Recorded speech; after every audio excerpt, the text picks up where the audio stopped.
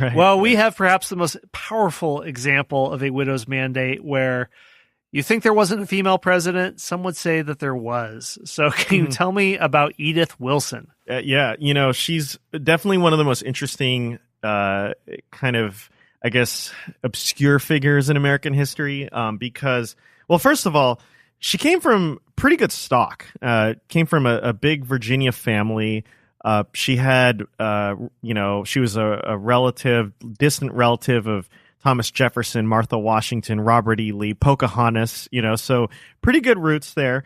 But, up until her 40s, she was pretty much your, nice, sweet, unremarkable person. She married a man who was a jeweler in Washington, D.C. She married him.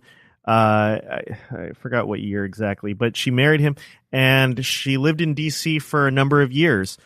And when she was 35, her husband died and she was basically stuck running his jewelry business. And she was able to run it pretty well and earn a living for herself. But really, again, totally kind of uneventful life. In 1915, when she was 42, she had already been a widow for about 7 years. She had a good friend named Alice Gordon. Alice Gordon, at that time, was being pursued by a man named Dr. Cary Grayson. And Grayson happened to be President Woodrow Wilson's doctor. And so Grayson met Edith through his pursuit of Alice. And Grayson also knew Woodrow Wilson's cousin, Helen, and he knew that she liked to take walks. And he knew that Edith liked to take walks. So let's introduce them. So he introduces them. So now Edith is good friends with Woodrow Wilson's wife. Woodrow Wilson's cousin. And so, now she's hanging out with the president's cousin. And Helen decides to invite her to the White House. Now, this is not too long after Woodrow Wilson is widowed. His first wife died in the White House, unfortunately, in 1914. Wilson was devastated, understandably. And, the White House was a very sad place, and it really kind of hovered over the White House. And, I guess Wilson's cousin felt that, this lady, she's so nice, maybe she can kind of cheer him up. And Woodrow was instantly taken with her. So you imagine the President of the United States, you meet the President of the United States, you're just kind of an average, random person. Suddenly you get invited to the White House, you run into the President of the United States. He just falls for you hard. 2 months after they first met, he basically proposes to her. And she actually was very taken aback at first. And she's, this is a bit fast for me. And so she basically told him, well, let's get to know each other more, pretty understandable. And they do that. And he pursues her. And, they're married not too long after that at the end of December 1915. Not too long, just a few months after they met. So suddenly she's the first lady of the United States, which is just incredible. I mean, just can't imagine what that was like. Hey everyone, Scott here. One more brief word from our sponsors.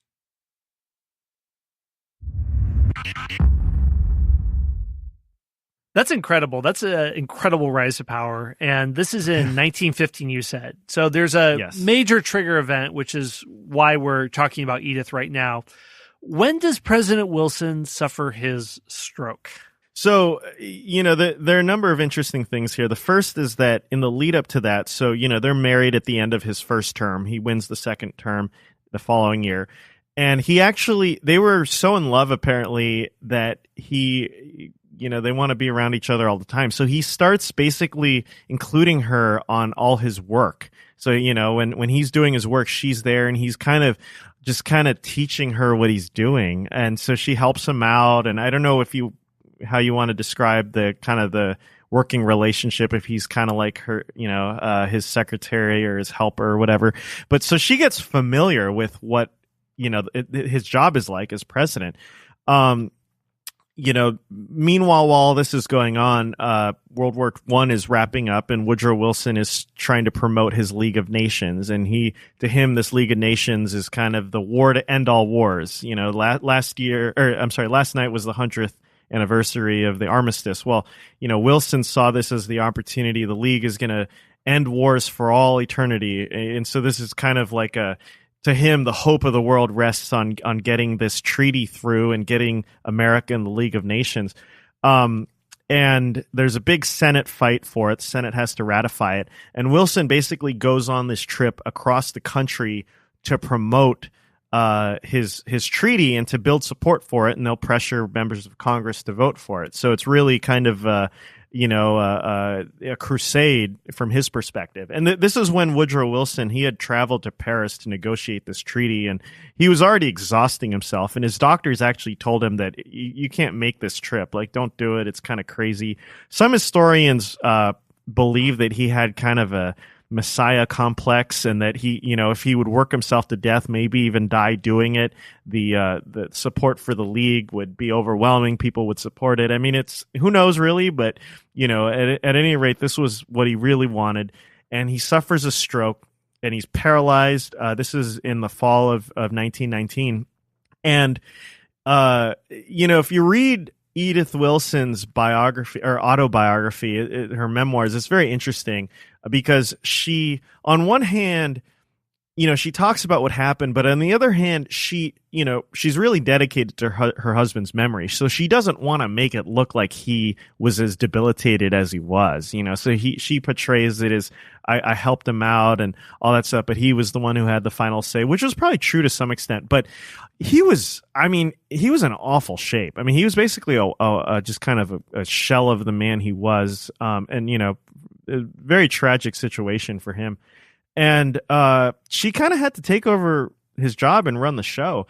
And the thing that's crazy about it is, I mean, she's really dealing with a time that's very pivotal in American history. With the League and what kind of world we're going to have after World War I.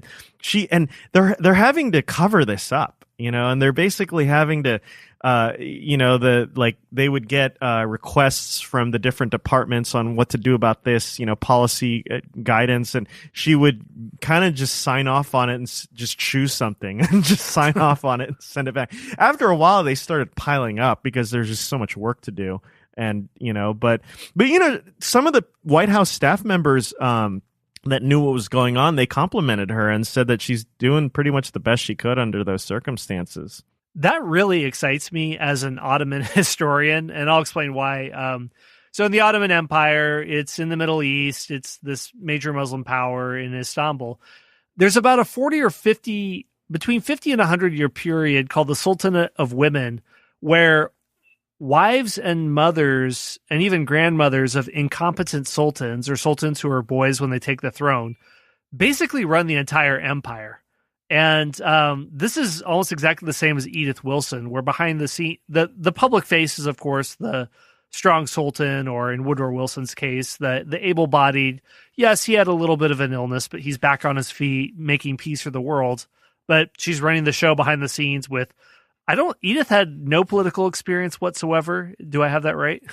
Yep, you have that right. Mm-hmm. Well, it's funny. If you read her memoirs, I think there's, if I recall correctly, she describes meeting Wilson for the first time. This is way before all this, and it's very much of the perspective of someone that really doesn't know much about politics, and it's kind of like, oh, it's so cool, he's the president, but very surface level kind of stuff. But who would have thought that years later she would basically be engaged in this cover-up? I mean, that's really what it was. It was a cover-up to prevent anyone from knowing his true state. And I think part of the reason they did that too was because of the circumstance. It was a very critical time, and there was a lot of fear within the White House of what would happen to Wilson's agenda if it was known what his true state is. And the other thing too is that it also, some historians say that it may have clouded his judgment. As anyone who studied that era knows, America did not join the League of Nations, and that had consequences from then on. There was a chance when Wilson could have compromised with those who opposed the League, and perhaps salvage some sort of situation where America could join the League. And Wilson, they actually tried to convince Edith to talk to him about it, to convince him. And it took a long time, but she finally agreed to do it. She was afraid of pushing him too hard because of his health, but she agreed to do it. And he said, no, we're not going to compromise on this. And the League failed. And whatever one's view of the League is, some people felt that was the right decision, some the wrong decision, but either way, it was a very consequential decision. And it's very possible Wilson's health was definitely a factor in all that. Do historians have any sense one way or another if her taking over the presidency could have derailed the plans of the Wilson administration, or perhaps done just as well as anyone could have expected? Do you have a sense?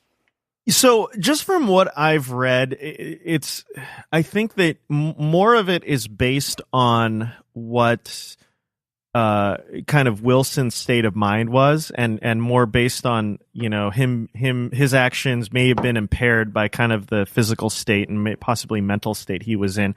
I don't think there's any sense that Edith was pushing him to do this or to do that. So I don't ever get the sense that she was kind of held culpable in that sense. But and Edith herself always tried to maintain that I was just doing what I felt my husband would have done, partly to kind of, play up his role as opposed to hers. And, and the thing is also is that there's no sense that she kind of relished being this most powerful person, right? I mean, there's, if you read her memoir, she does downplay her own role. And I think she was so concerned about word breaking out about her husband. There's this very interesting moment too, where Congress starts getting suspicious about Wilson's health. So they actually send a delegation to the White House, and Edith and their other advisors, the president's assistant, they were obviously very worried about how this would play out. So if I recall correctly, they kind of propped up Wilson in his room and Weekend at Bernie's. Yeah, exactly. They dimmed the light and all that stuff, and they coached him on what to say. And it's weird because the delegation that saw him, no one had seen Wilson in a while, and he had been pretty much bedridden for months.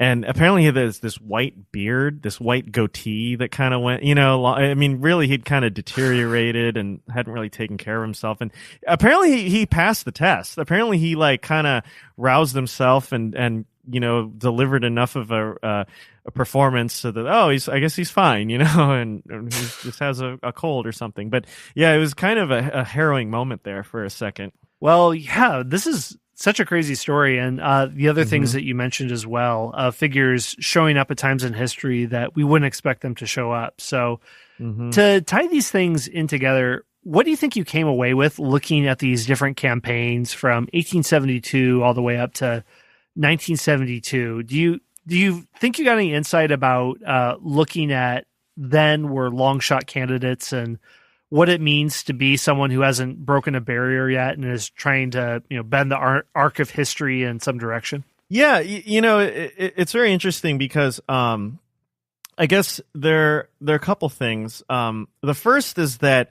this whole history brings up just kind of the idea of just the whole American experiment in democracy. And, it was interesting when we did this, I asked a lot of people, we've never had a woman president. Why do you think that is? And I got a lot of answers. Some people would talk, people talk about sexism, people talk about lots of different things. And one thing that's interesting that I found out was that they did a kind of research into different countries, and they found that women actually tend to rise to the highest level of politics in authoritarian nations more than in democratic nations. And part of that is because I guess in authoritarian nations, a lot of times you do have that kind of women's mandate or widow's mandate thing, right? Where, a woman who's close to the throne can kind of take over. And when you look at Russian history, it's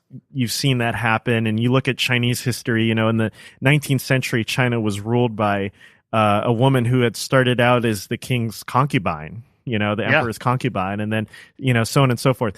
And so it's so interesting. In American democracy, we have a system such that